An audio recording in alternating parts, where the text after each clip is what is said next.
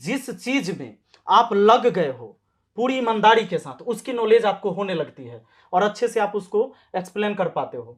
जैसे मैं मैथ जानता हूं तो मैं मैथ में अच्छा कर पाता हूं और इसमें मेरा मन भी लगता है। तो कोई भी चीज को जब तक आप दिल से नहीं चाहोगे तो वो आपके लिए आसान नहीं होगा। हमारे यहाँ बिहार में ये होता है कि हर गार्जियन ये सोचते हैं कि भाई बेटा हमारा नौकरी करे, सरकारी नौकरी करे, सरकारी नौकरी करे, बेटी सरकारी नौकरी करे।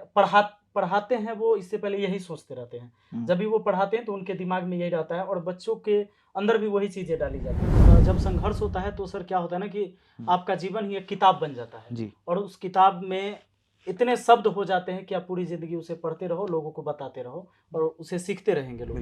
खुद पर अकेले पर गुजारना हो तो गुजर सकता है, किसी तरह आदमी काट सकता है, वरना ये गरीबी ना सबसे बड़ा कलंक चीज है।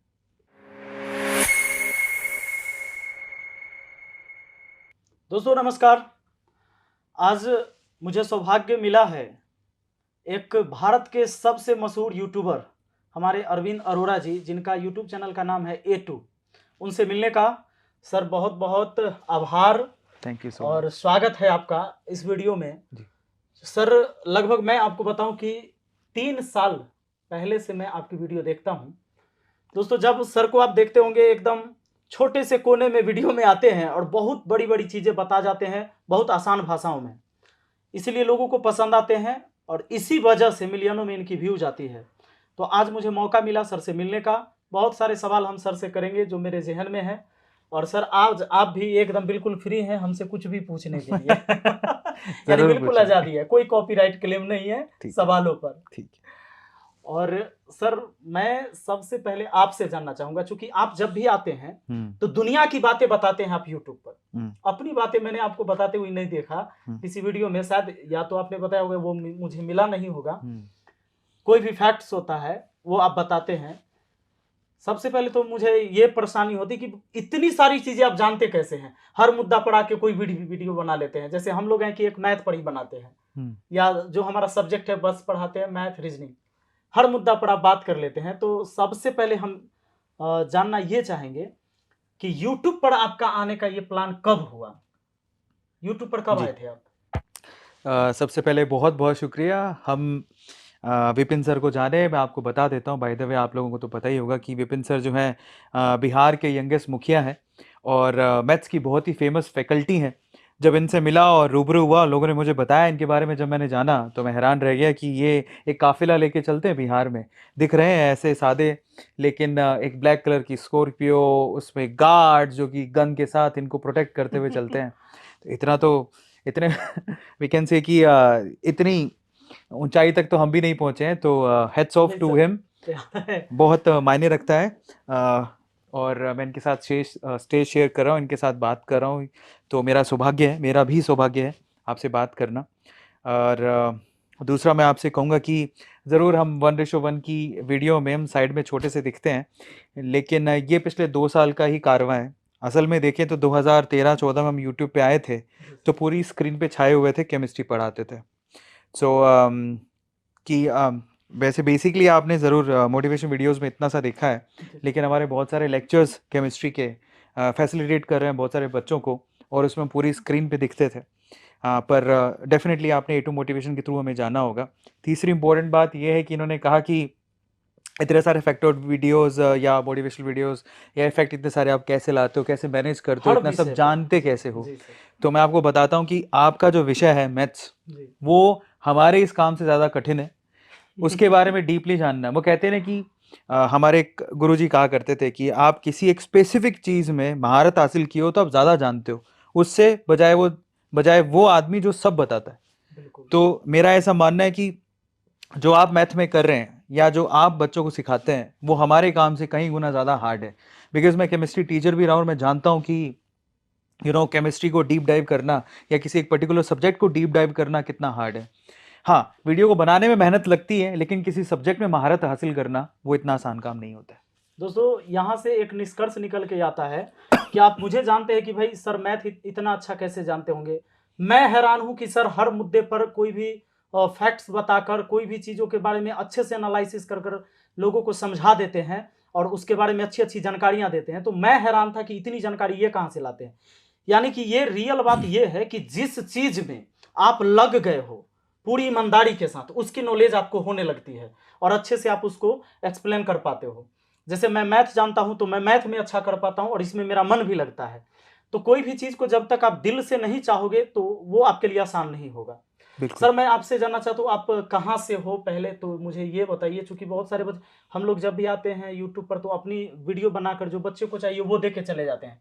हम अपने बारे में नहीं बताते हैं, इसलिए नहीं बताते कि भाई उससे उनको क्या लेना देना है जी। हम उनको क्या चाहिए वो करते हैं। लेकिन इस तरह की जब कभी हम मिलते हैं, जैसे आप यूट्यूबर हैं, मैं भी यूट्यूबर हूँ, बहुत सारे लोगों के मतलब जेहन में ये सवाल रहता है कि भाई ये कहाँ से होंगे, क्या करते होंगे, इनका बैकग्राउंड क्या है, इनके मम्मी पापा क्या करते थे, कैसे ये यूट्यूब पर आए। तो सर हम एक शुरुआत से आपका जानना चाहेंगे कि आप किसी गांव में रहते हैं, शहर में रहते हैं, देश के किस कोने में रहते हैं, आप जरा अपने बारे में बताएं। बिल्कुल आपने ठीक कहा। मैं जनरली क्या करता हूँ कि मैं अपनी पर्सनल प्रोफेशनल लाइफ को थोड़ा अलग रख के चलता हूँ। तो मैंने प्रोफेशनल जितना बोला है, पर्सनली मैं उतना नहीं बोलता हूँ, अपनी फैमिली के बारे में नहीं बताता हूँ, क्योंकि मुझे ऐसा लगता है कि घर में एक पागल बहुत है और वो मैं पागल हूँ। घर में सुख शांति बनी रहे इसके लिए लोगों का ये जो ये सोशल मीडिया है, ये तबला है, तबेला बोलेंगे उसे, उस तबेले में एक पागल बहुत है। तो ज़्यादा मैं चर्चा नहीं करता हूँ इस बारे में, बट फिर भी मैं आपको बताता हूँ कि एक्चुअली एक छोटा सा शहर है राजस्थान में, गंगानगर डिस्ट्रिक्ट में पड़ता है, सूरतगढ़, वहाँ से मैं हूँ। मेरे जो पिताश्री हैं वो एक शॉपकीपर है। हम ज़्यादा रिच फैमिली से बिल्कुल नहीं है, बहुत ही स्मॉल फैमिली से हैं। और बचपन से ही ऐसा नहीं था कि हमारे कोई सिल्वर स्पून लेके पैदा हुए थे। हम जो मांगते थे वो सब मिल जाता था, ऐसा कुछ नहीं है, बिल्कुल भी नहीं था। हर चीज़ पाने के लिए मेहनत की है और पढ़ने लिखने में थोड़ा ठीक था। तो जो थोड़ी बहुत डिज़ायर्ड रिक्वायरमेंट्स होती थी वो पापा पूरी कर देते थे, ठीक है, जैसे बुक्स के लिए या फिर पढ़ने के लिए। उसके अलावा अगर खिलौने मांगना हो या क्रिकेट के लिए बैट मांगना हो, बच्चों को आज तक बड़ी आसानी से मिल जाता है, हमें वो कभी मिला ही नहीं। मांगे तो बोलते थे कि भैया दुकान पर आओ, बैठो, सेवा करो, उसके बाद कुछ कमाओ तो फिर ले जाओ। तो हमारा जीवन ऐसे बीता है। मैं आपको बताता हूँ कि जब से समझ बढ़ी, 5वीं 6ठी क्लास से मैं दुकान पे बैठा हूँ। हमारे पिताश्री ने हमें समझाया कि किस तरह से सामान बेचा जाता है और मैं इसको बहुत अच्छा मानता हूँ, क्योंकि हमारे पिताश्री ने हमें ये सिखाया कि सेल्स का मतलब क्या होता है, बेचा कैसे जाता है। और आज मुझे लगता है कि सबसे इम्पोर्टेंट क्वालिटी है ये। अगर आप किसी को बेचना जानते हो तो आप लाइफ में आगे बढ़ ही जाओगे, कुछ भी कर सकते हो। वो बेचना एक कला है, आर्ट, एक तरह की आर्ट है, जो मैं बचपन से मेरे पिताश्री ने सिखाई। पहले दुख होता था कि इतनी छोटी सी उम्र में दुकान पे बिठा दिया, क्या कर रहे हैं। और वहाँ पे ऐसा था कि पापा के साथ हेल्पर नहीं होता था, तो मैं ही दुकान की सफाई करता था। छुट्टी में पहले सुबह सुबह जल्दी उठना और पापा से पहले दुकान पे पहुँचना, पूरे दुकान की साफ़ सफाई करना, झाड़ू लगाना, और झाड़ू भी लगाता था मैं। किस चीज़ की दुकान थी जी, जनरली जो किराना स्टोर होते हैं, वैसा ही हमारा होलसेल का काम था। तो मैं पहली बार बता रहा हूँ कि ऐसा था। और जिसमें हम नमक, साबुन वगैरह, निरोल लोगों को पता नहीं है, निरोल बच्चे आजकल जानते नहीं क्या होता है, पर गांव-गांव में पता है निरोल। निरोल एक तरह का साबुन है जिससे कपड़े साफ किए जाते हैं, वो ब्राउन कलर की होती है, बहुत देसी स्टाइल में बनाई जाती है, तो उसको निरोल बोलते हैं। उसका बिजनेस था, बिजनेस नहीं कहेंगे उसको, धंधा कहेंगे हमारा। ये छोटे-छोटे सामान हमारी शॉप पे थे, तो वो सामान बेचा करते थे। और पापा के आने से पहले मुझे सारी साफ़ सफाई करनी होती थी, काउंटर साफ़ करना होता था, पापा के लिए तैयारी करनी होती थी। फिर पापा आते थे, उसके बाद पापा बैठते थे, फिर उसके बाद एज अ सेल्समैन मैं काम करता था। पापा मुझे बोलते थे कि ये साबुन है, इसको तुम्हें बेच के आनी है, जाओ बाज़ार में जाओ, इसके ऑर्डर लेके आओ। तो पहले मैं सोचता था मैं कैसे करूँगा ये काम, लेकिन फिर पापा समझाया करते थे कि यही तुम्हें करना है, ज़िंदगी यही है, यही तुम्हें करना है, दुकान कौन संभालेगा। तो मैं साबुन लेके जाता था। पर फॉर्चुनेटली वहाँ से मैंने बोलना सीखा, बोलने की कला आई, किस तरह से लोगों को कन्विंस किया जाता है कि सामान खरीद लो। और मैं बहुत लकी रहा हूँ कि मैंने काम छोटे बचपन से ही सीखा। अब मुझे अच्छा फील होता है, बिकॉज जिस पड़ाव में आज मैं हूँ, जहाँ तक मैं पहुँचा हूँ, वो छोटी छोटी आर्ट जो मैंने दुकान पे सीखी, पापा ने जो मुझे सिखाई, उसकी बदौलत मैं आज लोगों के साथ कन्विंसिंगली बात कर सकता हूँ। उसकी वजह यही है। पहले बुरा लगता था, लेकिन आज मुझे उसकी वैल्यू समझ में आती है। So thank you so much पिताश्री, आपने मुझे इतना मौका दिया और वो सब चीज़ें सिखाई। ऑन कैमरा बोल रहा हूँ, बहुत रिस्पेक्ट करता हूँ आपकी। बिल्कुल, उनको मैं भी प्रणाम करूँगा। सर ये चीज़ मुझे जानना है जी कि यूट्यूब पर जो आप आए जी, तो इससे पहले जैसे हमारे यहाँ बिहार में ये होता है कि हर गार्जियन ये सोचते हैं कि भाई बेटा हमारा नौकरी करे, सरकारी नौकरी करे, सरकारी नौकरी करे, बेटी सरकारी नौकरी करे।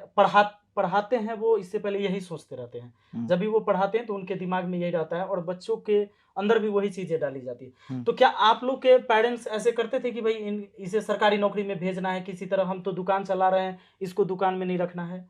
नहीं नहीं, ऐसा नहीं होता था, क्योंकि अरविंद अरोरा हम लोग बनिए हैं, तो बनियों में क्या होता है कि बिजनेस करना है। जैसे भी हमारी खुद की दुकान थी तो पापा का तो यही था कि भी दुकान पे बैठेगा। अच्छा। तो हमारा कोई गवर्नमेंट जॉब वाला हिसाब किताब कभी था ही नहीं। अच्छा। दूसरा, हम जनरल कैटेगरी से आते हैं और हमको ऐसा लगता था शुरू से ही ऐसा ही था कि जनरल कैटेगरी के लिए गवर्नमेंट जॉब से कुछ रखा ही नहीं है।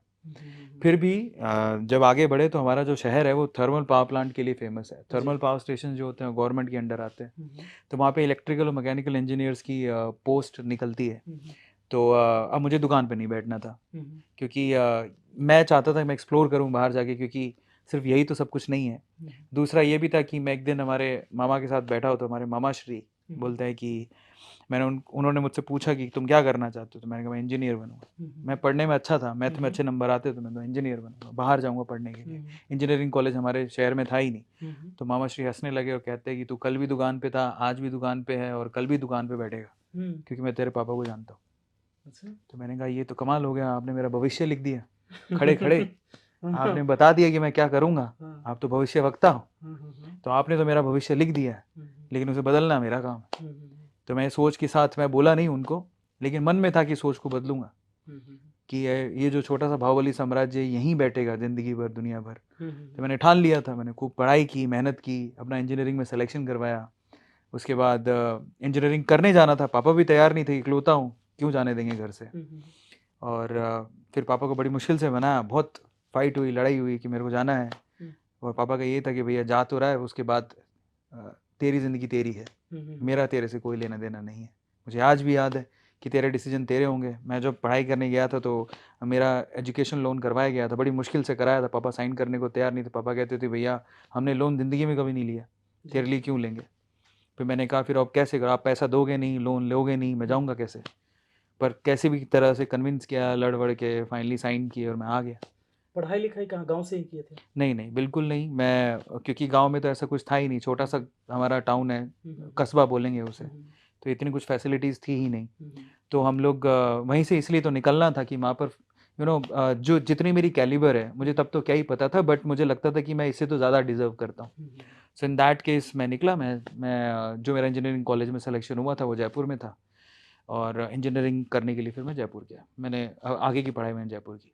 अच्छा, तो सर ये यूट्यूब पर आप जो वीडियो बनाने लगे, जितने भी मोटिवेशनल वीडियो हैं जी, आज आप करोड़ों लोगों के दिल पर राज करते हैं जी। लोग आपकी वीडियो का इंतजार करते रहते हैं कि कब इनकी वीडियो आएगी। तो सर इससे पहले आप क्या करते थे, जैसे जस्ट यूट्यूब पर आने से पहले?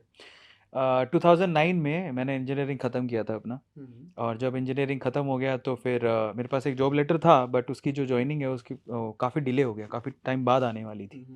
तो मैंने सोचा अब क्या करें, फ्री बैठने की आदत थी नहीं, तो मैंने अपना एक कोचिंग सेंटर स्टार्ट किया था जयपुर में। अच्छा।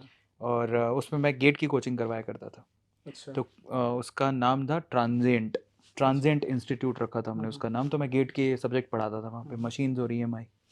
और मेरे साथ मेरा दोस्त था, मेरा घनिष्ठ मित्र है सतीश, वो मेरे साथ था, हम दोनों ने साथ ही शुरू किया था। वो बहुत इंटेलिजेंट था, मैं उसके सामने कुछ नहीं था, बट मेरे में खास बात थी कि मैं, वो पढ़ाने में बहुत अच्छा था, पर मैं लाइजनिंग में, बच्चों को लाने में, मोटिवेट करने में, वो मुझे बाद में समझ में आया कि इसमें अच्छा था। क्यों? क्योंकि पहले महीने तो जब हमने कोचिंग सेंटर शुरू किया तो हमारे पास बच्चे थे ही नहीं, पैसे लग गए, क्या करें। अब दूसरे महीने जब एनालाइज किया तो समझ में आया कि हम अब जाके हमें बताना पड़ेगा, हम कोई इतने बड़े स्टार तो है नहीं खुद ही आ जाएंगे बच्चे। तो कॉलेजेस में जाओ, बच्चों को बताओ गेट क्या होता है, बच्चे फिर आएंगे। तो ऐसे जाता था कॉलेजेस में, लेकिन अब बाहरी लोग रोक लिया जाता था, क्योंकि मैं तो ऐसे बंठन किया जाता था, भैया हम एग्जीक्यूटिव, तो वो घुसने नहीं देते थे कि परमिशन कहाँ है तुम्हारे पास, किससे परमिशन लिया है। मैंने कहा ऐसे तो बात बनेगी नहीं, क्योंकि कोई डीन मेरे को थोड़ी जानता, और मैं फ्रेशर हूँ, मुझे क्यों जाने देगा, बच्चों से बात क्यों करने देगा। तो मैंने लगाया एक ट्रिक। अब क्योंकि बेचना जानते थे तो दिमाग भी थोड़ा चलता ही था, तो मुझे एक बात पता थी कि इंजीनियरिंग कॉलेज, जितने भी कॉलेज होते हैं उनमें पढ़ाई नहीं होती है। जो 7-8 पीरियड होते हैं तो 5 पीरियड तक पढ़ाई होती है, इंटरवल के बाद तो पढ़ाई होती ही नहीं है। दूसरा, जब छुट्टी होने वाली होती है उससे 1-2 घंटा पहले गेट खुल जाते हैं, भैया तुम जाओ, बिल्कुल नॉर्मल चीज़ है। तो मुझे पता था क्योंकि मैं खुद इंजीनियरिंग किया हुआ है, तो ज़्यादातर कॉलेज में ऐसा ही होता है। तो मैंने अपना अटायर चेंज किया सबसे पहले। मैं एक स्टूडेंट के अटायर में आया कि मैं स्टूडेंट ही लगूँ। मैंने बैग टांगा, उसके अंदर फीडबैक फॉर्म, पैम्पलेट, मेरे साथ एक था, और मैं देखता ही नहीं था गार्ड को। ऐसे गेट पर पहुंचा, सीधे अंदर जाओ, सीधे आओ, सीधे अंदर जाओ, स्टूडेंट की हाँ, स्टूडेंट की तरह, तरह। ये रेगुलर आने जाने वाला है। हाँ, तो उसका ऐसी फील हो कि भैया रेगुलर आने जाने वाला है। फिर उसके बाद मुझे जो भी क्लास खाली मिलती उसमें चला जाता और उसमें सेमिनार लेता, और सेमिनार में गेट की इंपॉर्टेंस को बताता। उससे भी इंपॉर्टेंट ये था कि मेरा फियर खत्म हो गया। जैसे क्लास बैठी है जिसमें आप इनवाइटेड ही नहीं हो, आप बेगानी शादी में अब्दुल्ला दीवाना हो रखा है, ऐसी सी फील थी। अब सोचिए जरा कि ऐसी ऑडियंस है जिसने आपको इनवाइट ही नहीं किया, आप वहां पे जाके खड़े हो रहे हो और वहां पे जाके मंत्र मुग्ध कर रहे हो, लोगों को बता रहे हो गेट क्या है, वो आपकी बात सुन रहे हैं, उसके बाद बाहर आके आपसे पूछ रहे हैं, वो इतने इंप्रेस हो जा रहे हैं कि आपसे पूछ रहे हैं गेट क्या होता है, आप कहाँ पे पढ़ाते हो, हम आपकी कोचिंग सेंटर में आना चाहते हैं। ऐसे करके अगले महीने तक हमने ऑलमोस्ट 90 बच्चे इकट्ठे किए, 90 स्टूडेंट्स फ्रॉम द कॉलेजेस। ऐसे करके मैंने 500 से ज़्यादा सेमिनार्स लिए। वहाँ से मुझे 2 चीज़ें समझ में आई। पहला कि रिस्क की, मतलब ऑब्वियसली आपको ऐसे कोई एंट्री नहीं देगा, और अगर आप हार मान गए तो फिर बैठ जाओ घर पे जाके। तो जो दिमाग चलता है कि मेरे को कैसे भी करना है ये काम, वहां से जो सॉल्यूशन निकल के आता है ना, उससे अच्छा कुछ नहीं हो सकता। और वो तभी पॉसिबल है जब आप जिद करो। कहते हैं जीत और हार में एक ही चीज का फर्क होता है, वो होता है जीतने की भूख। और अगर आप में जीतने की भूख है तो आप वो काम कैसे भी कर डालोगे जो काम इम्पॉसिबल है। बिल्कुल। तो वो खास बात थी कि मुझे गेट पे रोका गया 10 बार, तो मैं चाहता तो मैं बैठ जाता ना, मेरे पास तो कोई ऑप्शन ही नहीं है। जाओ, मुझे जाने नहीं दे रहा है, क्यों जाऊं, उसने मना कर दिया। हाँ। तो पहला चीज, लेकिन अपनी जिद थी कि भाई मुझे तो बता के मानना है अंदर जाके। हाँ। दूसरा, मुझे ये समझ में आया कि मेरा स्टेज फियर खत्म हो गया। मैं बोल सकता हूँ, मैं बात कर सकता हूँ, मैं कन्विंस कर सकता हूँ, मुझे मोटिवेट करने में मज़ा आने लगा। ऐसे करके मैंने 500-600 सेमिनार्स लिए। वहाँ से मेरा फियर ख़त्म होता, और मेरी अर्ली स्टेज थी जो आज भी मुझे मदद करती है। मुझे कोई स्क्रिप्ट की ज़रूरत नहीं है, मैं रट्टा नहीं मारता हूँ। मेरे पास सवाल आते हैं तो नेचुरली जवाब देने की कोशिश करता हूँ। तो ये सब चीज़ें जो हैं वो वहीं से सीख के मैं आया हूँ। बिल्कुल। जब संघर्ष होता है तो सर क्या होता है ना कि आपका जीवन ही एक किताब बन जाता है जी। और उस किताब में इतने शब्द हो जाते हैं कि आप पूरी जिंदगी उसे पढ़ते रहो, लोगों को बताते रहो और उसे सीखते रहेंगे लोग। बिल्कुल। और इसीलिए कहा गया दोस्तों कि देखो, कई बार सर ने कोशिश किया पहले जाने का कि मैं एक कोट वूट पहन के जाऊंगा तो शायद मुझे अंदर जाने देगा, जाने नहीं दिया गया। और इन्होंने फिर दूसरा तरीका लगाया, तीसरा तरीका लगाया और जाके वहां पर वो सफल होते हैं। इसलिए कहा जाता है ना कि हर वक्त का तूफान ठहरेगा, तेरी मंजिल भी रोशन होगी। हर वक्त का तूफान ठहरेगा, तेरी मंजिल भी रोशन होगी, और तू खुद से तभी तो जीतेगा जब सारी दुनिया तेरी दुश्मन होगी। क्या बात है, क्या बात। तो ये सही बात है। और अगर सारी दुनिया आपके खिलाफ है तो भी आप बुरा मत मानो, सोचो कि मैं अकेले जीत लूंगा इसे, और तभी तुम्हें श्रेय दिया जाएगा इस जीत का। जब सब लोग तुम्हारे साथ में होंगे तो तुम्हें श्रेय नहीं मिलेगा। तो बहुत अच्छी बात है सर। और तब उसके बाद यूट्यूब पर जब ये कब माइंड में कैसे आया जैसे कि यूट्यूब पर मुझे वीडियो बनानी है? बिल्कुल। तो क्योंकि सर अगर आप यूट्यूब पर नहीं आते तो शायद मैं भी नहीं जान पाता। हो सकता था कि आप अपने कस्बे में, अपने शहर में आप फेमस होते वहां के लिए, लेकिन यूट्यूब पर जब आप आए तो पूरी दुनिया आपको आज देख रही है। तो सर मैं ये जानना चाहूंगा, ये कहानी कहाँ से बनी कि आप यूट्यूब पर आ गए, वीडियो बनाने लगे?